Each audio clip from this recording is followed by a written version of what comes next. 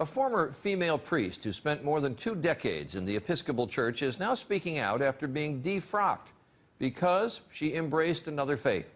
Today, Ann Holmes Redding calls herself both a Christian and a Muslim, but her move to Islam came at a very high price.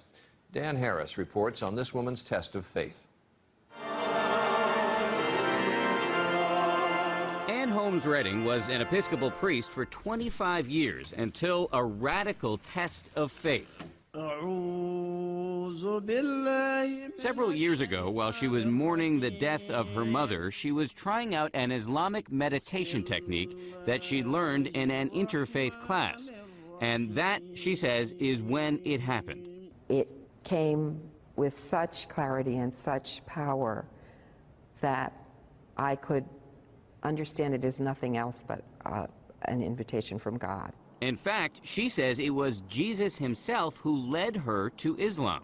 You think Jesus led you to become a Muslim? Yes, yes.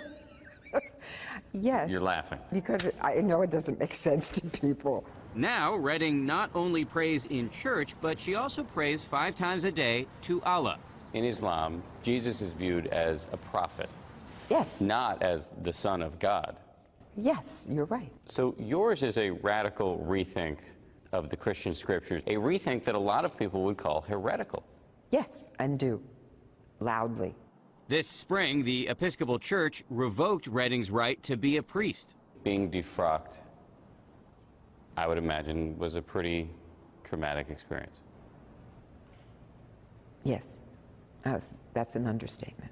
To imagine not being involved intimately in the lives of believing people, helping them understand their relationship and calling, baptizing babies.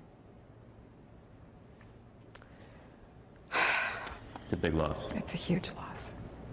Redding admits she still struggles to explain her transformation, even to herself. I am the one who's going to have to answer for this. I'm the one who's going to have to answer for what I've done with my life. And do you feel confident about that moment?